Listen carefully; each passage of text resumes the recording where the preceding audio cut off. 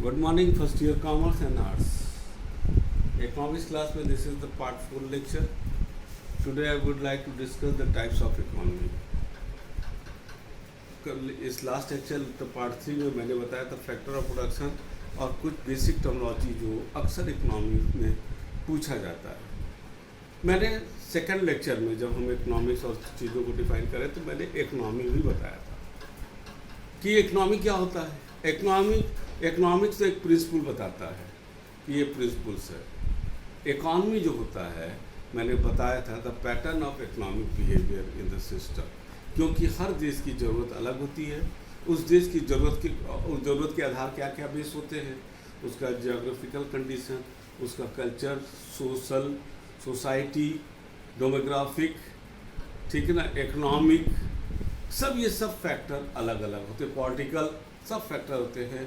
और on that basis government उसका कैसे वो इकोनॉमिक सिस्टम को वहाँ पर इम्प्लीमेंट करेगी उसके हिसाब से वो डेवलप करता है। जैसे इंडियन इकॉनमी में गरीबी है, एग्रीकल्चर बेस्ड है और ये सारी चीज़ें हैं कि हम लोग कल्चर का रिजिडिटी है कल्चर में, सोसाइटी में, ये सब सारी चीज़ों को डील करते हुए ही बनाया गया। तो क्योंकि अगला जो क्लास हमारा जो लेक्चर अब शुरू होगा पार्ट 5 है वो इंडियन इकॉनमी से ही स्पेसिफिक होगा, इसलिए आज ये बनता है कि हम आपको बताएं कि इकोनॉमी कितने प्रकार की होती हैं। इकोनॉमी मूलतः 2 प्रकार की होती है बेसिकली। पहला सोशलिस्ट और दूसरा होता है कैपिटलिस्ट। तो पहला हम डिस्कस करेंगे सोशलिस्ट क्या होता है। Socialist economy when all the factor of productions are under the control of the government and it is the government which allocate all the factor of production. ठीक है ना, क्लियर है। There is no private sector, only there is a public sector, माने there is a government sector which initiate or do the business.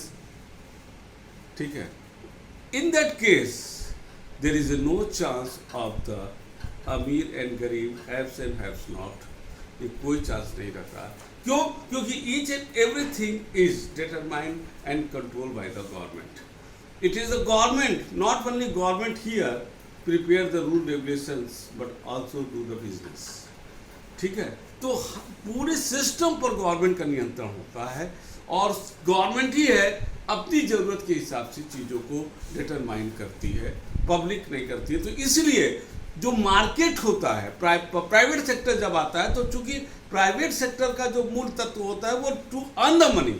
When there is only government sector, तो there is government sector profit earn करेगी, लेकिन government's aim is not to earn the money but for the social upliftment, equity and equitable distribution of the income। उसका उद्देश्य होता है, profit earn करना उद्देश्य नहीं होता है। लोगों का समाज में सामाजिक न्याय, that is the social justice is the aim of this such type of economy। So private sector cannot influence the market, और जब मार्केट को इन्फ्लुएंस नहीं कर सकते तो then cannot exploit the person who are doing with him as a employ, वो exploit नहीं कर सकते।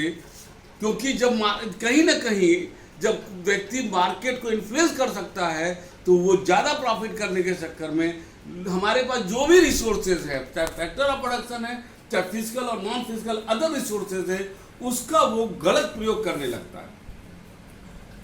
तो इस टाइप की इकोनॉमी जो सोशलिस्ट इकोनॉमी होती है, यहाँ पर गवर्नमेंट सिर्फ रूल रेगुलेशन ही नहीं बनाता, बिजनेस भी करता है। तो यहाँ पर जो एक गैप बनता है, जो एक हम इकोनॉमी की एक बहुत बड़ी परेशानी है, और वो है कि there is a centralisation of the wealth and income in India.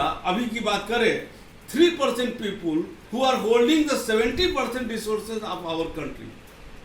This is the very एक तरह कहा जाए कि जो हमारे क्रिटिक्स हैं उनके लिए बहुत बड़ा पॉइंट है कि इकोनॉमी में इतना बड़ा गैप है और 30% 97% हमारे रिसोर्सेज को रखते हैं और 3% 70%। क्यों? ये एक सोचने की बात है। हम आगे की क्लास में हम लोग चलेंगे तो उसमें डिस्कस होगा।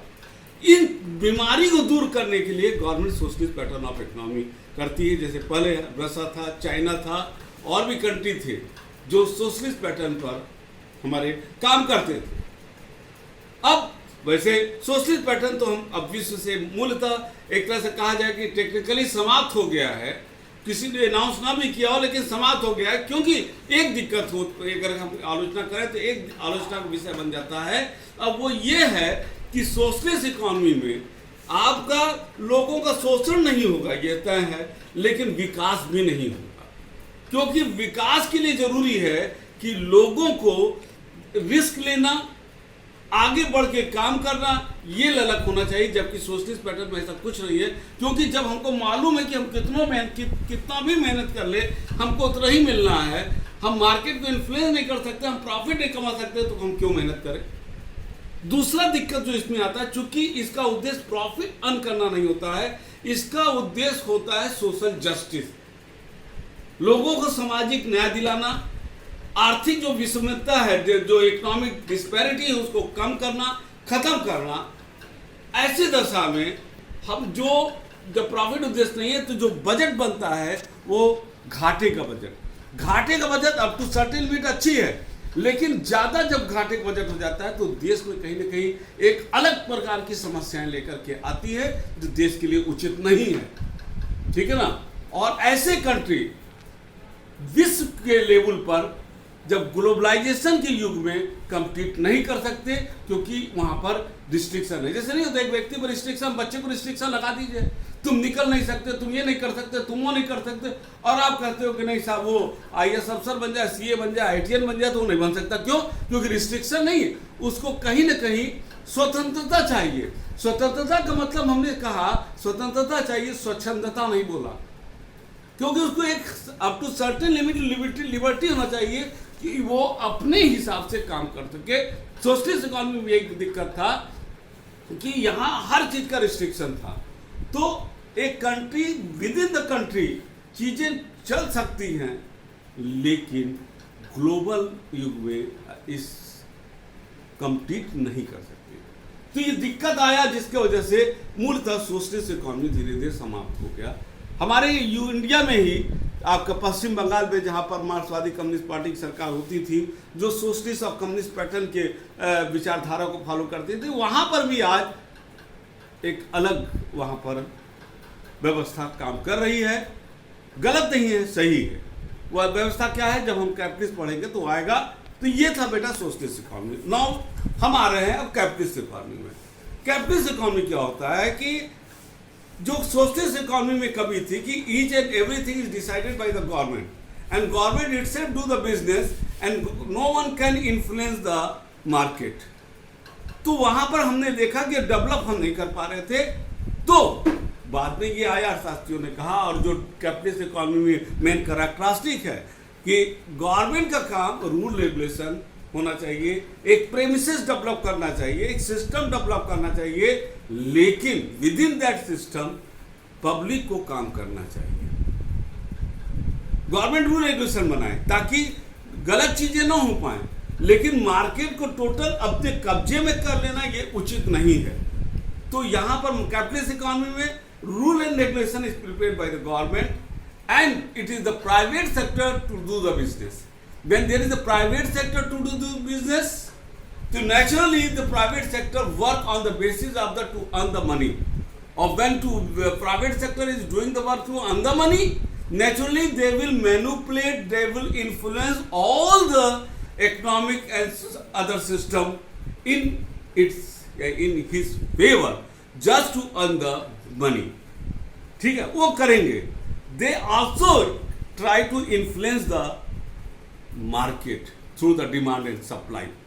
वो इन्फ्लुएंस करेंगे ताकि उस चीजों का उसका फायदा वो ले।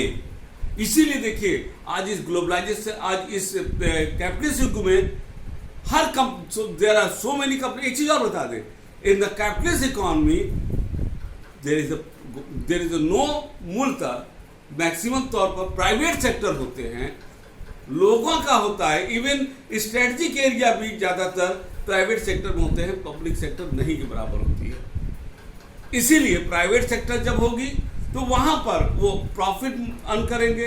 हाँ, कुछ दिक्कतें हैं कि वो लोगों का शोषण होगा, लेकिन देश का विकास होगा। क्यों? क्योंकि वो प्रॉफिट भी अर्न करेंगे, टैक्स भी देंगे, नेशनल इनकम बढ़ेगा। और जब बड़े बड़े कॉर्पोरेट सेक्टर और ऐसे सिस्टम में काम करेंगे, जब यहाँ पर ओपन हो जाए, जब कैपिटलिस्ट इकॉनमी होगा, तो बाहर से भी लोग बिजनेसमैन आएंगे, हमारे यहाँ पूंजी लगाएंगे, रोजगार उत्पन्न होगा, गरीबी दूर होगा, एक ऑलराउंड डेवलपमेंट होगा।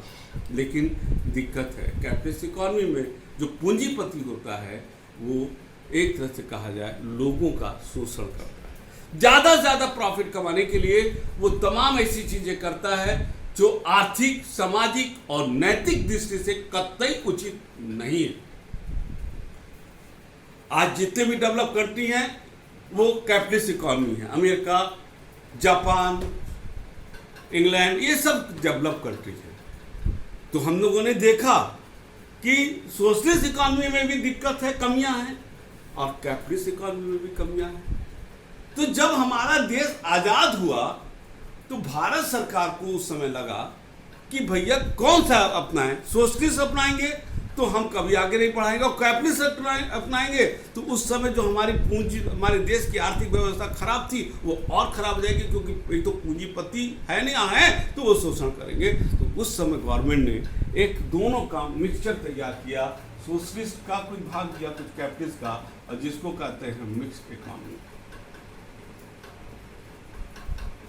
After the independence, the government led by the Pandit Jawaharlal Nehru adopted the mixed economy system in which both public sector and private sector exist. Government through the क्या कहते हैं जो कानून के द्वारा थ्रू द लॉ वो कुछ सामानों को, एरिया को जो स्ट्रेटजिक और नेशनल पॉइंट ऑफ व्यू से जरूरी है उसको टोटल गवर्नमेंट के लिए वो रिजर्व कर देती है।